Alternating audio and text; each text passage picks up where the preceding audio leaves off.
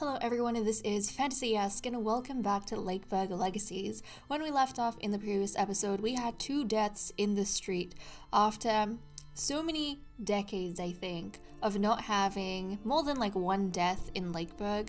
I was feeling pretty confident with the fact that, our quality of life is good enough that we don't really have a whole heap of people dying.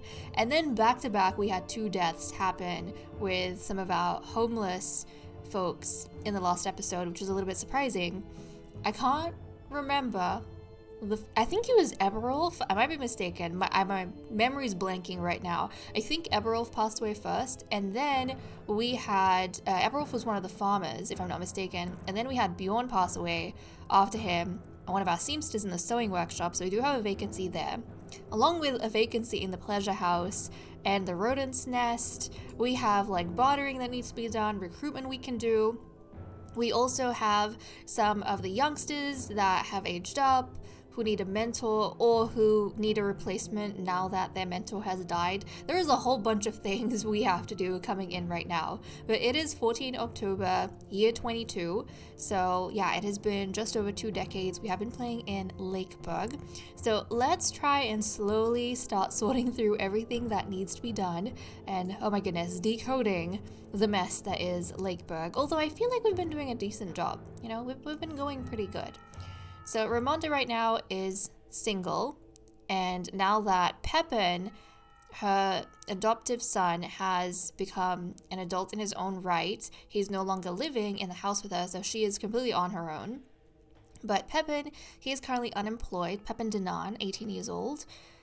He is the biological son of, if I'm not mistaken, Loop. Yep, Loop over here, who is a 50-year-old hunter, and Teresa Denan. So if you go into her inheritance, we can see his mother, who was a lumberjack, Teresa Denan. She died very young when she was 36 years old. But Pepin was the first child to be born in Lakeburg, and I think he looks pretty cool. I actually really, feel a fondness for him, maybe because he was the first, offspring we had. But okay, he needs a job. And in terms of his potential, now obviously this might have changed as he's gotten older. I don't actually remember what he trained in, because as they gain more skills and stuff, maybe their personality changes, their potential also moves around. But since miner is his number 1 preference, we're gonna go ahead and get him to mine. If I'm not mistaken, I could be mistaken, but I think he was an apprentice miner actually. Because I briefly remember him, I think he was, whose apprentice was he? I feel like, who works at the mines? Was he Anne's apprentice? I think he was Anne's apprentice, if I'm not mistaken. Because I remember the storyline of him becoming, actually, hold on. I remember the storyline of him becoming homeless and then Anne being new and taking him in because she saw potential for him working metals. But let's see. So it's gonna take us quite a bit of stone to open up a new slot in the mines. What other options does he have? He could be a hunter or a farmer. Okay, again, we would have to get stones to open up another slot in the hunter's cabin, and he can't be a farmer because the farm's kind of all filled up. So let's have a look. It's 65 stone versus 125 stone. Oh my goodness. So at this rate, even though he trained as a miner, Pepin might actually end up becoming a hunter. But we're gonna have to wait on him to get a job for a little bit, because we still have to save up on some stone to make that be a thing. Okay, well actually, so this is where I'm gonna have to start emphasizing certain things and letting time go by while we focus on these certain things. We actually don't have too much stone together, so I might just hurry time along so that we can get the extra stone, and then he can go ahead and get this slot. Okay, nice. So I'm gonna not pay attention to the villagers general right now, otherwise we are gonna be swamped in all of that and not be able to focus on this. So let's open up a slot here. Pepin. Oh, isn't this interesting though. This is such a roundabout storyline if you think about it, because his father, Loop, was a hunter, is a hunter, after his mother's death, abandoned him, right? And got remarried to have a roof over his head, leaving his son out on the streets. And Pepin could have died. The death rate is high when you're homeless out on the streets, right? And then Pepin was taken in by the new miner who came in, Lakeburg's first miner, who kind of gave him a sense of belonging and taught him all the necessary skills he needed for Pepin to then kind of take up, not a new vacancy, but, take up a position at the hunter's cabin where they had like a new slot where, there was probably growth. The hunter's cabin expanded, and now he is working alongside the father that abandoned him. Like, I can see how the ambience would be bad, How does he actually feel about his father? Okay, he feels kind of average about his father. It's like at a 58%. Okay, so I think Pepin, he's glutton, greedy, and kind. I'm gonna say some of that kindness of his is what's influencing maybe the way he feels about his father abandoning him. I could kind of see Pepin in a lot of ways. I don't know about forgiving his father, but maybe moving on from the fact that his father abandoned him, because he did get a lot of kind of help from his mentor, and he had this affinity with his mentor. He considers her a friend. Anne is a friend of his. So he has like average affinity to her, but I think he was very grateful for the friendship and the guidance that she gave him. And because he had a lot of stability through his mentor, he wasn't so caught up in the betrayal of his father leaving him. He was able to move on and grow up very quickly. So that's kind of intriguing. Very, very intriguing. So there we go. Pepin is now working alongside like his father. Who knows if this relationship is going to get better or worse, but that's kind of what we have for him. So interesting, because he trained to be working at the mines, but that's not what fate had in store. Fate had in store for him to return to the hunter's cabin. Okay, so that's one thing sorted. The other thing we had to sort was Nathan. Nathan aged up into like 6 years old, and he can now become an apprentice. So what did he want? To be a baking apprentice. Okay, apprentice baker. Let's go to the bakery and, okay, he can become Raimonda's apprentice. So that's what we're going to do. He's going to become Raimonda's apprentice. And let's see. Ooh. Okay, well, his parents are the new farmers in town, actually. Elfrida, well, no, they're not the new farmers. No. We have a different set of new farmers. But his parents are one of the farming couples we have. We actually have had 3 farming couples. Isn't that interesting? He has a really good relationship with his father, which is nice to see. And, an average with his mother. Yeah, he's at a 64 with his father and a 47 with his mother. But he has a bad relationship with Raimonda the baker. Oh my goodness. Yeah, 34 affinity. Really bad relationships. I don't know how this is gonna help him going forward, but we'll see. We'll see. Some kids are able to make the best of a bad situation. Others not so much. Yeah. We'll see. He's a crafty young one though, so who knows? He might be able to make something out of this. She does have a ton to teach him though, because she herself is a very, I imagine, skilled worker. She's one with a lot of affinity for baking. So I think this is, good for him long term. And then he'll have Eloise, who's a fellow apprentice of his. And it's kind of going to be interesting to see how, get me to the apprentice page. It's going to be interesting, I think, growing up to see how different, even story-wise, Eloise and Nathan's paths are in terms of them not only looking very similar, but being apprentices at the bakery, because Eloise and Marie have a really good relationship. I think they're a perfect match, and they're mother and daughter. So I feel like Eloise would have, I think, not learning being easier, but she would have obviously a different, I think, arc to Nathan. Not that Nathan might end up in a bad place and not learn anything from Raimonda, but they're working at the same bakery, I imagine, in two completely like different sides of the bakery. And Eloise would be on the same wavelength as Marie, right? And she might be able to absorb things a lot easier because of that. And then Nathan, who doesn't get along well with Raimonda and has a very difficult mentor, who knows? He might have to work a lot harder to actually learn things, or he might kind of find that it's a little bit more difficult for him to get things in motion or to find opportunities to be able to grow. But still, that's very, very fascinating and interesting. Okay, now that we have wrapped that up, actually, we had one more. I think Valerius. Valerius, who was Bjorn's apprentice, he no longer has a mentor because Bjorn has passed away, actually. So let's take a look at him. Yeah, he still wants to be seamster more than anything, so I'm gonna apprentice him to Everard instead now. So let's go ahead and yeah, he is now gonna be apprenticed to Everard. And just a quick, oh look! I mean, Everard, okay. That's his mentor, and he has an average relationship. For a second, I thought this was his father, but it's not. Everolf was his father, if I'm not mistaken. Yeah, Everolf was his father.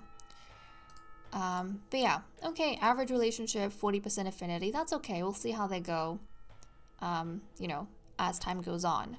But he's 15 years old, like, he's done kind of, you know, a good job he's learned a lot under Bjorn. So that's really good for him. Everything's sorted on that end. But oh my goodness, drama. Very, very interesting the way some of these families, I find it fascinating the way some of these families break apart because of personal matters, and then, you know, they come together later on in life professionally. Sometimes they clash, sometimes they like get along with each other, other times they don't particularly care. But it's fascinating when they separate to see where they will interact again. But yeah, the last couple we brought in was actually the Kipling family, the newest group of farmers, or the farming couple, Josephine and Eustace. So, fascinating, isn't it? Fascinating. Okay, we have, I think, sorted everything I needed to sort in terms of the youngsters and in terms of like apprenticeships and stuff. Let's take a look at the bartering. We'll give some of the leather for gold. Yes, give me more gold. Gold is always great. And then I don't think we had anyone we needed to give jobs to. Yeah. In terms of buildings, what are we trying to work towards, actually? Hold on a second. Building sites would be very far away. The carpenter's workshop, kind of far away.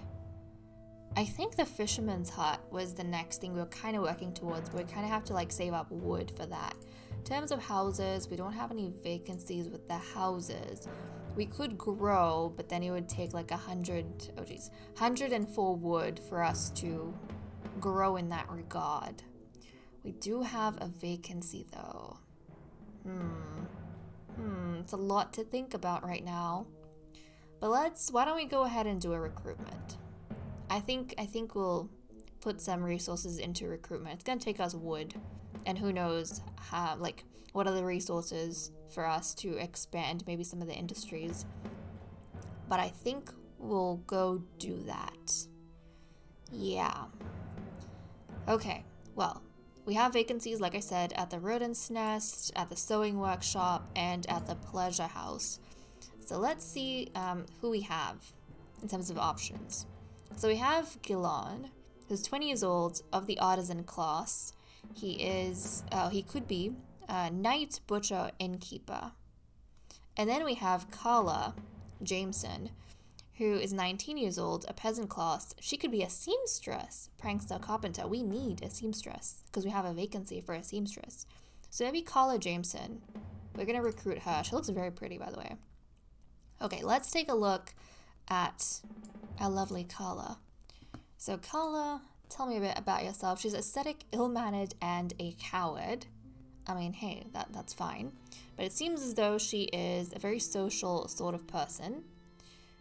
And then let's take a look at her likes and dislikes. She likes silver and gold, the countryside and fashion. She does not like dueling, gossip, and treats. Okay, good to know, good to know. Well, let's get you settled as the newest seamstress. Okay, wonderful. So things should be good over here. It's going to help us get more clothes, so this is actually quite necessary for us. And then we need to build you a house. We have enough wood for that. We'll get you moved in, and then we want you paired up with someone. Now, I could pair her up with Pepin. I could. But I think the way that I'm preferring to play it, and I've mentioned this before, is for the people of Lakeburg. Like, the new couples that I'm bringing in, I want to have like recruitment slash matchmaking pairings from outside of Lakeburg, but then all the residents of Lakeburg, like after their divorces or children who are growing up, I would prefer them to marry within themselves. So Kala is going to find someone from outside, and this is also, you know, going to be a good way for us to get new blood as well, some diversity. So go ahead, and Kala is going to find herself a husband, and hopefully it's a decent match. Let's take a look. An average match with Rowan, who is a strong sort of guy. Yeah, he's a strong sort of guy. He's brave, well-mannered, and a bit depressive. A lumberjack, farmer, or mason. These are all kind of good. Although I do think we're going to have to open up slots for it, but they're all good. He's 27 years old, artisan class. He likes fashion, muscles painting, doesn't like music, silver and gold, and poetry. So I'll send these guys out on a date and see how this goes. Let's have a look. So they're starting off with a boat ride. We can make fun of people more interested in their outfits than in their skills, or minstrels disturb the peace and tranquility of the neighborhood. We'll go for the minstrels. If Lakeburg could banish all musicians, the village would be calmer and Rowan would be happier. And then we're going up to the hill by moonlight. We could say gossips are a plague on any civilized society, or muscles are the true pinnacle of human evolution. We're going to go for the muscles. As a big man with big muscles, Rowan is proud of their ability to lift, hit, and break almost anything with their bare hands. And then we are ending off at the tavern. We would criticize the work of the realm's best painter, or we could say money creates more problems than it solves. We're going to go for the money. Rowan also thinks gold should be distributed equally among all. Come on, baby, eat the rich. Okay, so I think it's a match. Yep, it is. This average match of ours. Things are good. Okay, their affinity's average, but their love meter's at 3. So they're having actually a really good start to their marriage, the two of them. And now, let's see. Rowan. Okay, lumberjack, farmer, mason. Farmer we can't, but lumberjack or mason. So let's have a look. Okay, 80 and 5. That means we could do that. Yeah, actually lumberjack. And I was a little bit worried about making the expansion with the recruitment, especially with the houses, because I was thinking, you know, we're working so hard to get to the 400 wood, but then I'm going to expend more resources on wood. We're going to lose the wood. But hey, we ended up getting a lumberjack. And this is going to be more beneficial for us in the long term. So let's get Rowan in here. Wonderful. And look, now he's helping us produce like 17 extra wood. So yeah, hugely helpful. Hugely helpful. So all of that is done, and now I think we can wait a little bit to see what else is happening in town. I want to see, has anything been going on? Oh yeah, a few things have been going on over here. Okay, Douglas and Theodora. That's the Ashdown family. Okay, Ashdown family, meh, they're making do. Nothing to report on that front. And yes, Carla Jameson, Rowan Pennell, they're in love. It's our newest family over here, the Jameson family. They're very much in love with each other. Good to see, good to see. Okay, let's keep going. Let's keep going. And oh my goodness, guys. Oh, okay. So after a seemingly had to love and to leave, after a seemingly never-ending marriage, Ganora and Arik have decided to break up and go their separate ways. Our 28-year-old lumberjack, Ganora Whitecliff, and Arik, our 34-year-old seamster, are divorcing. And then I noticed something interesting here. So, okay, oh my goodness. A few things have happened. Whoa. Hold on a second. Guys. I think Gunora and Arik were in a loveless marriage. And then Rowan moved in. Rowan, the new lumberjack, moved in, who is Gunora's colleague. Gunora developed a crush on him. So now she gets along, has good affinity with him. She has a crush on Rowan. And then after she developed a crush on Rowan, she realized that she didn't want to stay with her husband anymore, so she divorced her husband Arik. And she was pregnant during this time, because immediately after divorcing him, she gave birth to Isoldaria? Oh my goodness. A little baby girl, who, hold on a second, a little baby girl who has her father's hair, father's skin, mother's eyes. Okay, she's humble and she's weak, but she's a crafty little baby who likes silver and gold, meditation and dancing, and dislikes poetry, painting, and flowers. Has an excellent relationship with her mother, obviously, but oh my goodness, that was actually quite dramatic for Gunora in the Wycliffe family. And it all happened because Rowan, the new lumberjack, moved in. Oh my goodness. Okay, I'm going to change this baby's name just a little bit. You are going to be Effie. Effie's kind of cute. Effie Wycliffe. Yes, little baby Effie. Okay, Effie. Well, you're having a bit of a dramatic start to life. But this actually presents us with an opportunity, guys. Because Pepin, we needed someone for Pepin. And Pepin, like I said, I would prefer to, end up with someone or mingle with someone within Lakeburg itself. Now that Gunora's divorced, he can try asking Gunora out on a date, and we'll see how that goes, because he and Gunora are not related in any way. So Pepin, who's 18 years old, our 18-year-old hunter, I feel like Lakeburg at this point has a long history of hunter and lumberjack matches. Not all of them have been successful, but I feel like that's kind of the trend. It's kind of the tradition of the lumberjack's lodge and the hunter's cabin for the men and women to kind of end up married.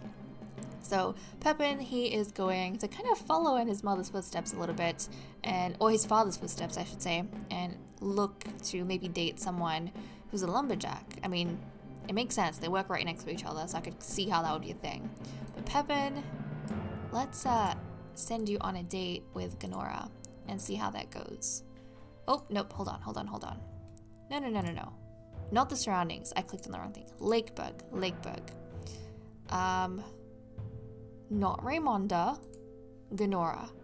Okay, well, it says the affinity's bad, but I know she's a decade older than him. But guys, Gunora is heartbroken from being divorced. However, I'm seeing a lot of things that are kind of matching over here, a lot of ticks. They both like public executions, and they both dislike kittens. They have one difference in painting. But Gunora, I think it'll maybe work out. This might be a thing that works out. So, okay, let's see how it pans out. We'll get Pepin to go on a date with Gunora. Maybe he saw that, she's not divorced, she is a new mother, and, he's kind of curious about her. She could be a potential partner for him. It kind of makes sense. They work next to each other. So he's going to see how this pans out. Okay, they're at the Hill by Moonlight. Say, what if we abolish the death penalty or get criticize the work of the realm's best painter? We're going to criticize the work of the realm's best painter.